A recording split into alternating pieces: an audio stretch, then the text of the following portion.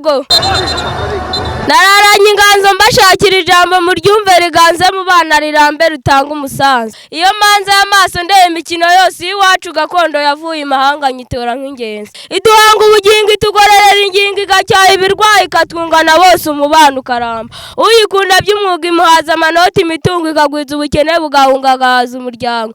Ririmba siporo uyiratira abandi ubwo ikundwa ibavura ubusaza bunga iryo toto rirwira.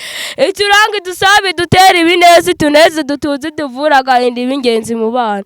Ituvura amavunane ituvura umunabi dutera urukundo iturinda gusaza. Kudatera agapira ngo unyonga akagare ngo uniruke rwose ubusaza buzaza butware burundu. Niyo mpamvu ubu rero mbabwira mwese ngo mwuge muryange siporo mubwirwe ibintego ya twese.